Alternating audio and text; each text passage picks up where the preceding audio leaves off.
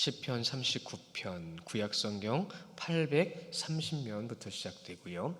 다윗의 시 인도자를 따라 여두둔 형식으로 부르는 노래라는 제목으로 기록되어 있고요. 한 절씩 나눠서 보시겠습니다.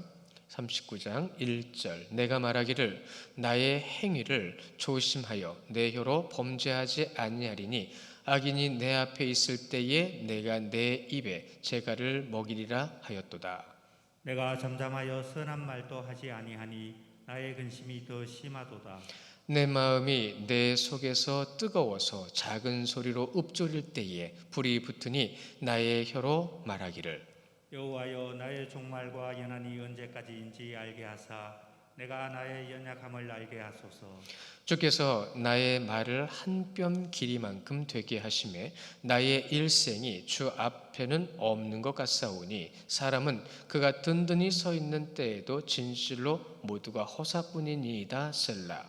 진실로 각 사람은 그림자같이 다니고 헛된 일로 소란하며 재물을 쌓으나 누가 거둘는지 알지 못하나이다. 주여 이제 내가 무엇을 바라리요 나의 소망은 주께 있나이다.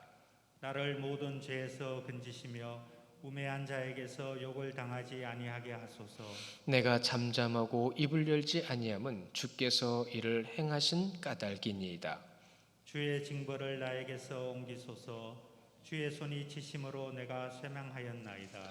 주께서 죄악을 책망하사 사람을 징계하실 때에 그 영화를 좀먹음같이 소멸하게 하시니 참으로 인생이란 모두 헛될 뿐이니이다. 셀라. 여호와여 나의 기도를 들으시며 나의 부르짖음에 귀를 기울이소서. 내가 눈물 흘릴 때에 잠잠하지 마옵소서. 나는 주와 함께 있는 나그네이며 나의 모든 조상들처럼 떠도나이다.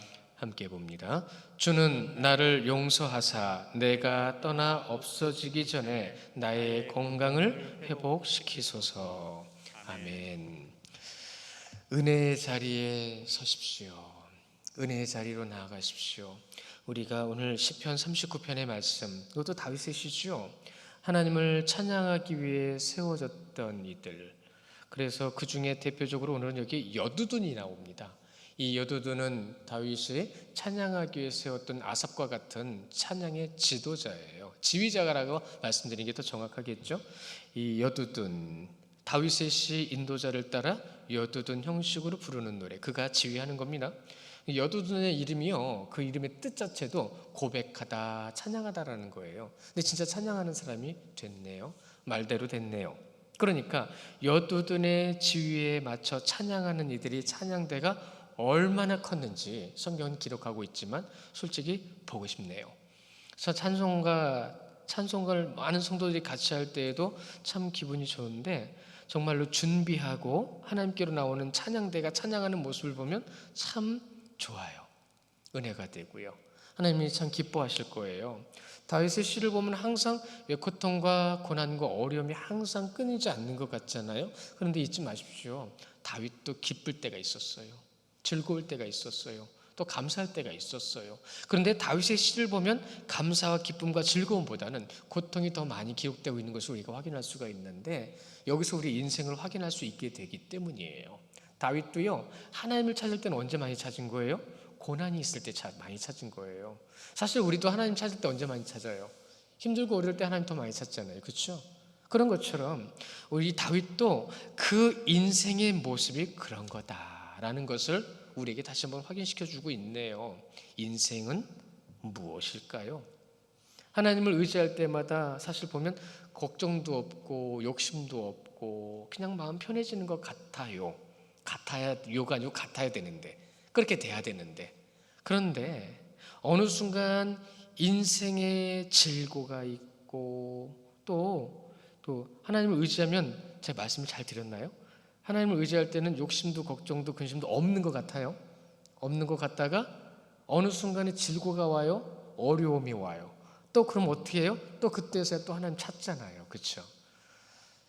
욥기서 7장 1절에 보시면 이렇게 말하는 것을 확인할 수가 있는데 우리 같이 보실게요. 욥기서 7장 1절 자막 보시면서 시작. 나는 그에게 아버지가 되고 그는 내 아들이 되리니 그가 만일 죄를 범하면 내가 사람의 매와 인생의 채찍으로 징계하려니 와. 아멘. 말을 안 들으면 혼나잖아요. 근데 우리 인생은 언제부터 말을 안 들었어요? 죄라는 그 순간부터요. 에덴 동산에서 쫓겨났죠. 그렇게 해서 그 순간부터 징계가 항상 그들에게 임하게 된 겁니다. 그래서 하나님을 의지하지 않고 하나님을 생각하지 않을 때 꼭 인간들에게, 사람들에게 나타나는 것은 근심, 걱정. 다시 한번요, 두려움은 어느 순간에 온다고요? 믿음의 대상을 잃었을 때요. 다시 한번 욥기서 9장 2절 또 한번 볼까요? 욥기서 9장 2절의 말씀에도 이렇게 말씀하시네요. 시작. 이 땅에 사는 인생에게 힘든 노동이 있지 아니하겠느냐? 그의 날이 품꾼의 날과 같이 아니하겠느냐? 예, 일을 해서요 싹쓸 받아야 살아요. 근데 왜 그렇게 됐어요? 왜 그 노동을 하게 됐어요? 인생에게 노동이 있게 된 이유는 다시 말씀드리면 죄 때문입니다. 물론 그 에덴 동산에 있을 때도 하나님께서 아담에게 맡기신 게 있었어요. 근데 그건 즐거웠어요. 그리고 항상 먹을 것이 풍부했고요. 그런데 죄를 통해서 모든 것이 이제 부족해졌어요. 왜 부족해졌죠? 신중하지 않으니까요. 수고를 해야만 먹을 것을 얻을 수 있다라고 하는 하나님의 말씀대로 됐는데, 그렇게 하면 수고함을 통해 먹을 것을 얻게 된다라는 하나님의 말씀이 이루어지는 성취도 거기서 경험하게 되는 겁니다. 일하는 게 싫은 것만은 아니라요, 하고 싶은 일을 찾아가는 것도 좋죠. 일이 즐거운 사람도 있어요. 그래서 일을 잘하는 사람도 있죠. 그러나 그것이 항상 좋을 수만은 없습니다. 그것도 한계가 있네요. 그렇죠? 계속해서 깨어있지 않으면, 계속해서 주님을 온전히 바라보지 않으면 그 모든 것이 다 고통과 고난처럼 돼버리는 거예요. 우리는 그렇게 연약합니다. 우리 암송하신 말씀 중에 민수기 23장 19절 말씀 기억나세요?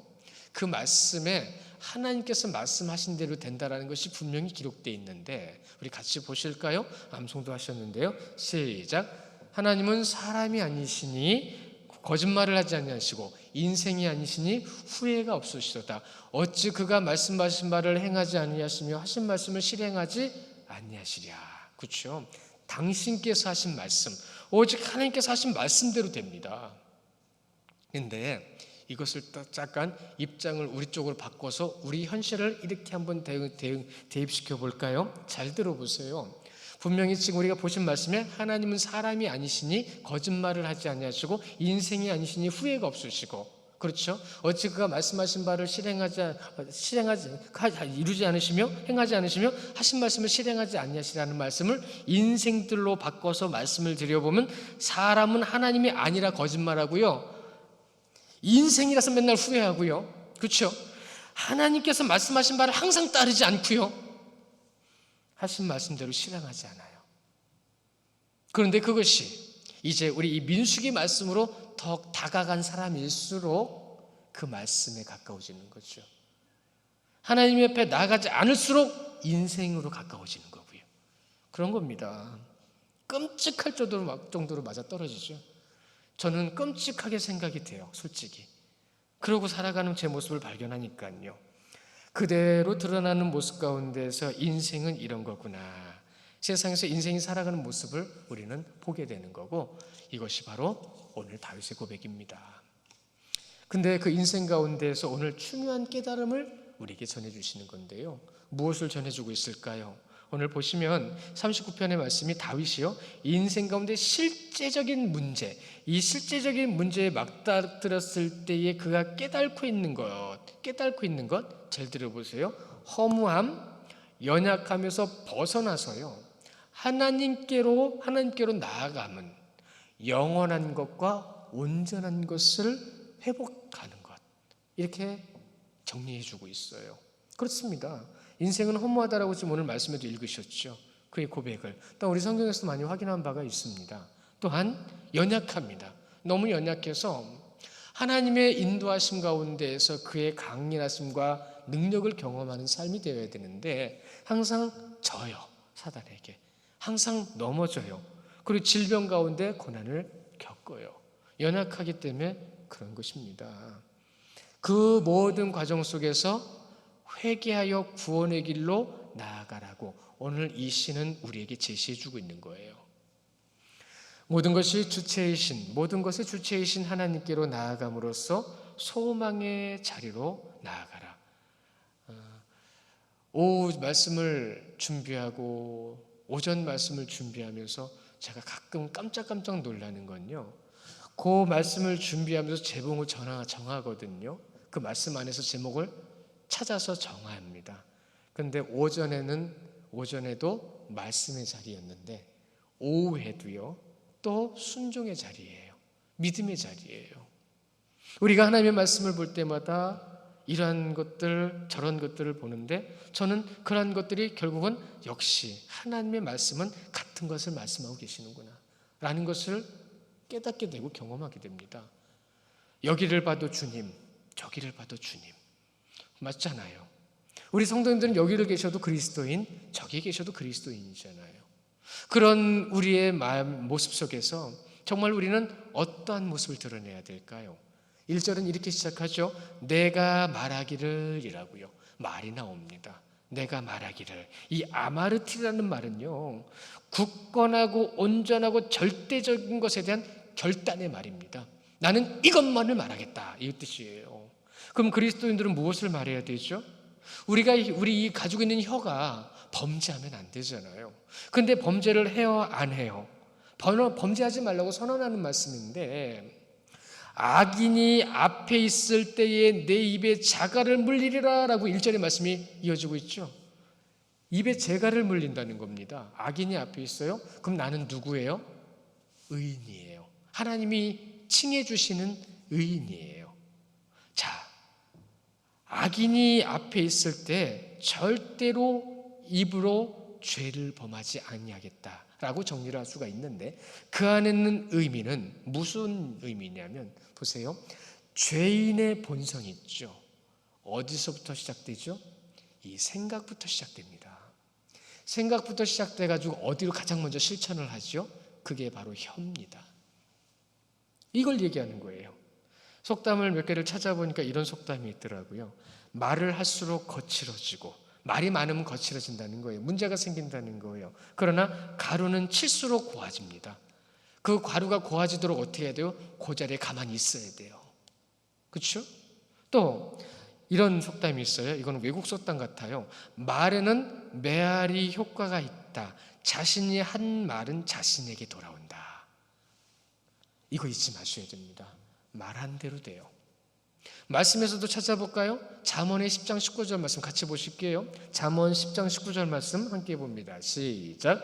말이 많으면 허물을 면하기 어려우나 그 입술을 제어하는 자는 지혜가 있느니라.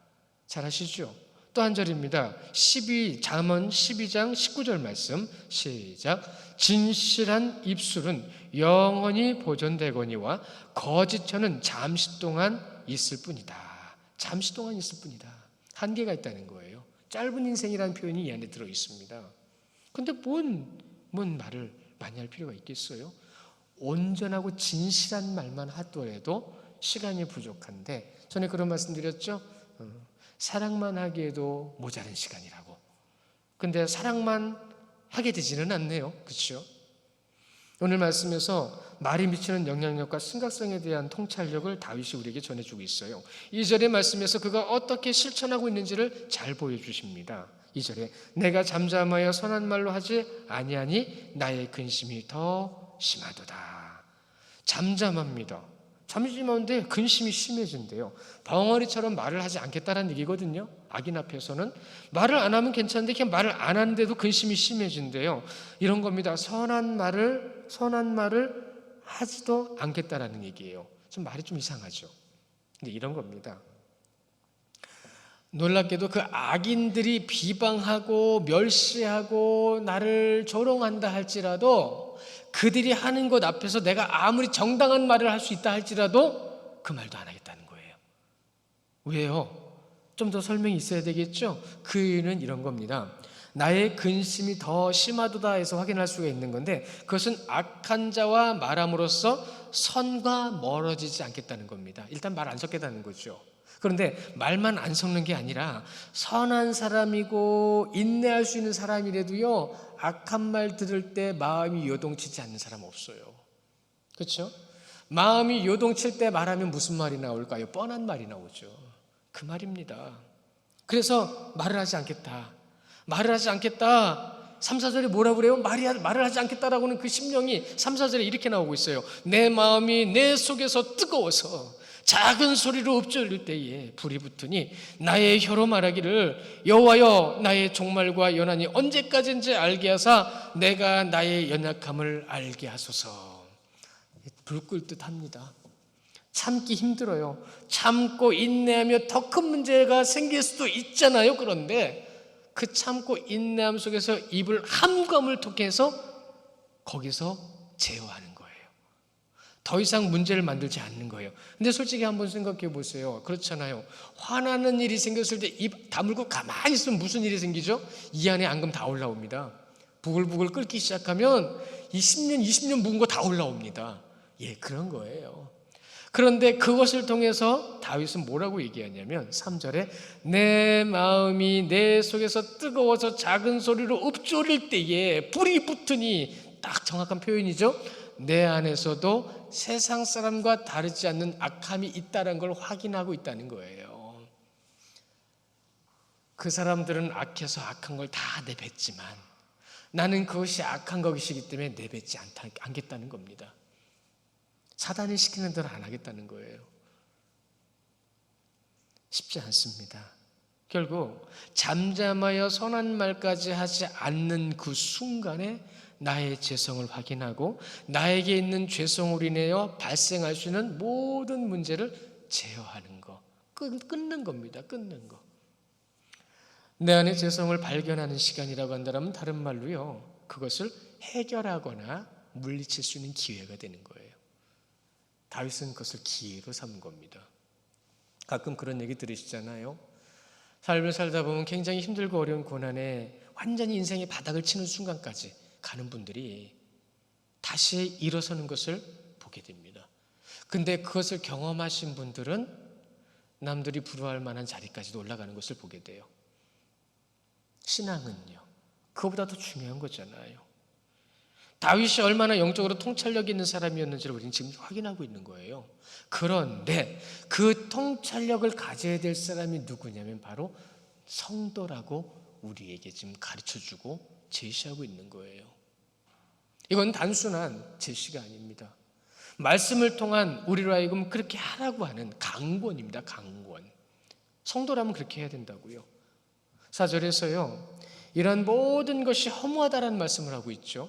근데 그 허무함 뒤에 따라오는 건 소망입니다. 이것도 역설이에요. 그렇죠? 허무한 것 뒤에는 소망이 붙을 수가 없어요. 그러나 세상은 허무하지만, 인생의 한계로 모든 것을 사라질 것으로 허무하지만 영원한 것을 누가요? 하나님을 믿는 자들은 담고 있다는 겁니다. 우리 안에 그리스도 계십니다. 내 안에 하나님의 말씀이 있고 그 말씀으로 인하여 하나님 앞에 무엇을 찾는다고요? 소망이 있는. 그래서 다윗은 오늘 이거 신앙 고백이에요. 세상의 모든 허무한 것을 눈으로 바라보면서 다윗은 신앙 고백을 하고 있어요. 이것이 바로 소망이죠. 그렇습니다. 여호와여 나의 종말과 연한이 언제까지인지 알게 하사라는 말씀을 이어가고 있잖아요. 그것은 결국은 뭐예요? 한계가 있는 인생에서 끝나지 않고 그 다음에 있을 하나님의 영원한 것을 나는 바라보고 있나이다. 나로 하여금 그곳에 가게 하옵소서. 여러분, 한계를 알아야 끝이 있다는 걸 알고 끝이 있다는 것을 알면 우리는 소망을 갖게 됩니다. 그렇죠? 말씀 그대로 이 종말, 끝, 연한과 인생 어디까지 살아가는데 얼마나 남았느냐, 이 의미를 가지고 끝과, 잘 들어보셔요, 끝과 한계를 알지 못하면 오직 교만과 오만만 남는다라는 말이 있어요. 끝이 없는 줄 알고 살아가는 거예요. 그러니까 교만하고 오만하고 뭐 내가 하고 싶은 거 다 하는 거죠. 내가 나의 연약함을 알게 하소서라고 하는 겸손한 고백이 다윗의 신앙 고백이었던 겁니다. 인간은 이 실제적인 것, 실존적 고백, 우리에게 있는 이 현실의 고백을 가지고 무엇을 깨달아 알아야 되느냐? 영원한 곳을 향해 가고 있다는 것을, 여러분 모든 행실이요 얼마나 인간들이 교만했는지 아시잖아요. 어디서부터 볼까요? 바벨탑 자기 이름 높이려고 하늘 높은 줄 모르고 올라갔잖아요. 여러분 노아 때 보세요. 죄가 편만했습니다. 하나님이 창조하신 모든 것에 죄가 다 퍼졌다는 얘기예요. 북이스라엘이 아수르에게 망할 때에도요, 남유다가 바벨론에게 망할 때에도 그들은 교만했습니다. 말씀 안 들었어요. 본인들이 원하는 것을 위해서요, 옆 나라한테 도움을 청했고 애굽을 찾아갔습니다. 말씀을 해도 듣지 않았습니다. 순종하지 않았습니다. 결국 이 불순종이라는 것은 무엇을요? 멸망이라는 것을요. 망할 것을 알지 못하고 교만했던 이들이라고 전하고 있어요. 그리고 하나님의 말씀에 순종하지 않는 믿음, 여러분 이것은 믿음 아닙니다. 순종 없는 믿음 없잖아요. 어떻게 순종 안 하는데 그 사람을 믿는다고 할 수 있어요? 그런데 믿는데요, 왜요? 말씀이 머릿속에 있거든요. 내 안에 있는 게 아니라 머릿속에 있거든요. 그게 지식적인 신앙입니다. 그것을 가지고 이 신학자들은요, 현대 교회를 향하여 너희들이 그와 같다, 우리가 그와 같다라는 고백을 굉장히 많이 하셨어요. 하나님의 말씀에 순종하는 것이 얼마나 중요한 것인지, 인생이요 하나님 없이는 아무것도 덧없습니다. 우리는 무엇을 덧입어야 된다라고 지지난주에 말씀에서 봤습니다. 덧입어야 합니다. 제한적이에요, 이 육신은. 그러나 영원한 것을 입어서 거듭난 자의 모습으로 하나님을 바라볼 수 있게 어떠한 계기를 주시고요, 깨닫게 하시는 시간을 주시고요, 그 환경을 만들어 주시는데도 불구하고 그것이 싫어요.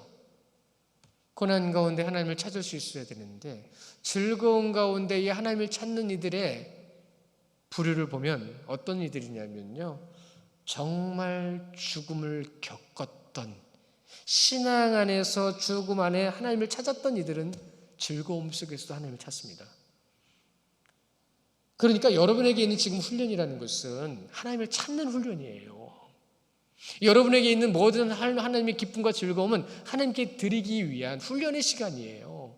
꼭 고난에서만 하나님을 찾지 마시고 즐거움과 평안함 속에서 더 하나님을 더 열심히 찾고 많이 헌신하시기를 축원합니다.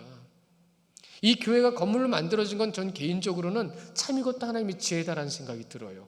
청소할 때가 있죠. 돌아볼 때가 있죠. 꾸미고 싶은 데가 있죠. 눈에 보이는데 안 하는 사람들이 더 많거든요. 이 시간 다윗의 고백을 빌려서 제가 말씀을 드리면, 담당자가 있으면 그에게 상의를 하고 싶은 것이 있으면 하세요. 하나님께 드리는 것은 꼭 하셔야 됩니다. 하나님께서 원하시는 마음을 주시는데 왜 그것을 무시하고 묵인해 버립니까? 그럼 기회를 잃는 거예요. 그러나 혼자 하면 안 돼요. 처음에 시작은 혼자일지라도 함께 할 수 있는 사람이 있으면 같이 해야 합니다. 그게 교회입니다. 그로 인하여 협력하고 함께하여 더 놀라운 것들을 만들어가는 것이, 다윗성의 그 이스라엘 백성의 그 성전을 다 짓고 그들을 모아서 예배하고 하나님의 통치를 나타냈던 그 순간을 기억해 보십시오. 그들은 엄청나게 많은 레위 지파, 그들의 반열 따라 1년 내내 섬기게 했죠. 그 섬기는 것 외에 그 레위인들도 섬길 수 있도록 나머지 모든 백성들에게 권한과 의무와 책임을 줬고요. 그리고 그들이 머무는 그곳에서 그들이 무엇을 감당해야 될지를 정결의식과 성결법, 도덕법, 시민법, 우리 레위기에서 보셨잖아요. 그런 걸 그냥 주신 게 아니라 너희들의 삶 자체는 누구 안에서? 하나님 안에서. 무엇을요? 그를 섬기는 자의 삶으로. 그러한 자들에겐 평안이 있었습니다. 누릴 수 있는 것이 많았어요. 근데 거기서 누릴 수 있는 것을 찾지 못하니까 이 땅 이것에서 찾다 보니까 근심 걱정만 많은 거예요. 이것이 사단이 우리에게 강요하고 미혹시키고 우리를 넘어뜨리는 모습입니다. 깨닫는 자에겐 분명히 나타나는 것이 바로 회개라고 그랬습니다. 경선이 항상 데리고 다니는 것은 양선이고요, 절제와 충성이라고 그랬습니다. 하나님 앞에 그 믿음의 모습으로, 하나님께서 원하신 자의 모습으로 세움받는다는 것은 그렇게 증명해내야 되잖아요. 근데 우리는 세상 것으로 증명하려고 하다 보니까 헌금 많이 내는 사람이 대단한 줄 알고요, 더 많이 청소하고 하나님께 영광도 없으면서 몸만 움직이고 막 그런 사람들도 가끔 있거든요. 그러니까는 이 화분 물 내가 주겠다고 싸우는 겁니다. 여기는 내 구역이라고 얘기하는 겁니다. 질서를 위해서 구역을 전하고 질서를 위해서 함께 섬길 수 있는 분들을 거기에 배치하는 건데, 질서는 생각하지 않고 내 구역이 돼버리는 거예요. 이런 것들이 사단의 계략이었고 굴레가 되었습니다. 그래서 불편한 일들이 생기는 거예요. 그래서 힘든 일들이 생기는 거예요. 약한 자들은 무시하고요, 힘 있는 자들만 일어서려고 하는 모습들, 얼마나 안타까운 모습인지 모르겠습니다. 그래서 현대교회를 향한 그러한 책망과 질책들이 끊임없이 신학자들을 통해서 전해지고 있어요. 인생에게 항상 사단의 공격, 그 공격을 통해서 우리는 어떤 반응을 해야 되는지에 대한 그것을 온전히 깨닫는 통찰력이 다윗에게 있었고, 그 통찰력을 지금 우리에게 전해주고 있는 것입니다. 어떤 반응이요? 자, 지금부터 잘 보셔야 됩니다. 옆에 있는 성도든 누구든 내색하지 말고 그 사람이 어떤 반응을 보이고 있는지를 보시기 바랍니다. 그리고 판단하지 마십시오. 칭찬을 하든 기도를 하든 둘 중에 하나입니다. 서로를 돌아보아 사랑과 선행을 격려하고 모이기를 피하는 어떤 사람들의 습관과 같이 하지 말고 오직 그날이 다가옴을 볼수록 더욱 그리하자라고 말씀하셨잖아요. 우리는 더욱 그리해야 할 것만 있는 거지, 우리가 거기서 뭐 넣고 빼고가 아닙니다. 우리에게 허락하신 것만큼 우리에게 깨닫게 해주신 그 통찰력, 영적 통찰력을 가지고 주님께로 한 걸음 나아가야죠. 죄와 가까이 하지 않기 위해서 말을 안 하고 혀를 제어하겠다라는 말로 오늘 시작이 됐죠. 그렇습니다. 5절에서 다시 고백하고 있어요. 뭐라고 고백하죠? 주께서 나를 한 뼘 길이만큼 되게 하심에 나의 일생이 주 앞에는 없는 것 같사오나 사람은 그가 든든히 서 있는 때에도 진실로 모두가 허사뿐이니이다. 이 말씀 제가 해석해드리지 않아도 묵상해 보시면 다 나와요. 한 뼘이라는 건 짧잖아요. 그렇죠? 근데 그 짧은 삶 가운데 우리가 뭘 할 수 있냐는 얘기죠. 우리 인생이 얼마나 대단할 수 있냐는 얘기죠. 그렇게 대단할 수 없는 인생을 대단한 척하면서 또 이런 경우 하나님 앞에 은혜를 받고 능력을 받고 예배하면서 기쁨의 삶을 사는 그 삶 자체도 여러분 사실 짧습니다. 그런데 사람은 그가 든든히 서 있는 때에도 라고 말하지만 진실로 모두가 허사뿐이다. 그러니까 그 짧은 인생이라도 든든히 서 계십시오. 그 짧은 인생이라도 주님을 의지하고 그 기쁨을 누리시기를 원해요. 안타까워요. 그 안타까움 때문에 마음이 무겁고요. 어떤 기업인이 그랬답니다. 대단한 분이었는데 결국 남의 손에 넘어갈 걸 내 일평생을 바쳤구나. 결국 남의 손에 넘어갈 걸 누리지도 못해보고 내 거라고 얘기해보지도 못하고 이제 병약한 몸으로 병상에 누워서 그 한마디 하셨답니다. 존재의 이유를 외면하면요, 존재의 이유를 외면하면 인생의 모든 것은 결국 소용이 없어요. 그런데 이것은 신앙 안에서죠.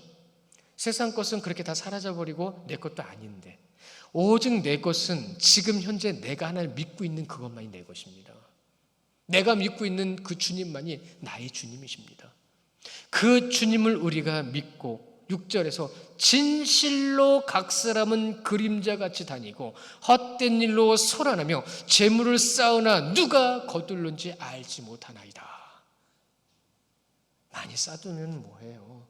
주시는 것만큼 나누시고요, 더 많이 주시는 것만큼 나누시고요, 더 많이 주시는 것만큼 베푸세요. 그래야 더 많이 주셔요. 이러한 인생 가운데서 무엇을 찾아야 하고 생애의 의미가 무엇인지를 우리는 지금 알아가고 있습니다. 오늘도 한 걸음 더 나아가죠. 욥기서 14장 10절 말씀도 우리 같이 보실까요? 같은 말씀인데 우리 이 말씀 또 볼게요. 시작. 장정이라도 죽으면 소멸되나니 인생이 숨을 거두면 그가 어디 있느냐. 우리 성도님들한테 질문 드릴까요? 우리 성도님들 이 땅에서 삶을 다 마치시면 어디 가세요? 어디 가실 거예요? 다 대답하시고 알고 계시잖아요. 그런데 거기 가실 만한 자격이 있으세요? 거기 가도록 하나님께서 기뻐하시도록 삶을 사셨어요? 그것이 이 욥기서가 주시는 말씀 가운데 우리를 향한 질문이 되는 겁니다. 오늘 말씀해 보시면 결론이 7절에 주여 이제 내가 무엇을 바라리이까 나의 소망은 오직 주께 있나이다 라고 고백하는 겁니다. 나의 소망은 오직 주께 있나이다. 그래서 7절부터 13절까지는요 다윗이 자신이 겪고 있는 고통이 죄로 인한 것임을 고백하는 건데 그것은 곧 오직 인생에서 소망된 분은 하나님분이시다.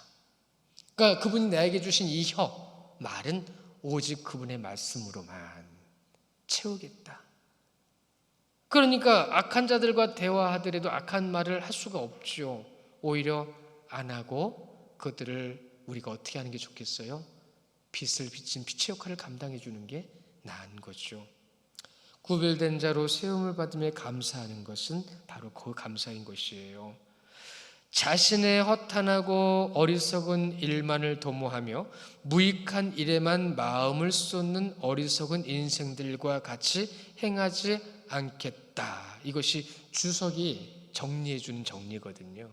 누가요? 다윗이 그랬다는 겁니다. 누가요? 여러분, 성도가 그래야 된다는 것입니다. 사랑하는 성도 여러분, 인생의 목적과 이유가 잘못되면 힘들어집니다. 그래서 인생이 힘들다고 하는 분들이 많은가 봐요. 하나님을 믿어도 목적이 분명하지 않고 하나님 앞에 나와 섬겨도 이유가 무엇인지 모르니까 거기서 불협화음들이 생기는 거죠. 힘든 거예요. 분명한 목적과 이유는 오직 예수 그리스도, 그분을 위한 것이기 때문에 내가 섬겨 힘이 들어도 또 함께하는 이들의 마음과 모습을 통해서 내 마음이 힘들어져도 오직 누구만을 위해서요? 오직 예수 그리스도만을 위해서요. 그럼 어떤 말들과 어떤 행동들이 나타나야 돼요? 그분이 우리에게 보여주신 말씀과 행동들만 나타나야 된다는 것이죠. 그런데 사단은요 계속 지금도 미혹하고 있습니다. 지금도 계속 인간적인 판단을 하게 만듭니다. 이건 왜 그런가 좀 계속 그런 마음을 줘요. 그러나 우리는 주님의 마음을 품고 오직 우리가 믿는 하나님 안에서의 그 말씀을 통해서 하나님을 만나는 삶, 경험하는 삶 잊지 마십시오. 예수님이라면 어떻게 하실까? 예수님이라면 어떻게 하실까? 하나님을 만나는 길로 우리를 인도하실 겁니다. 하나님께서 인도하신 자리 위에 우리를 세워주실 겁니다. 그분이 부르시는 그 자리에서 승리하시고 은혜로 인하여 감사하는 한 주의 시간이 되시기를 주님의 이름으로 축원합니다.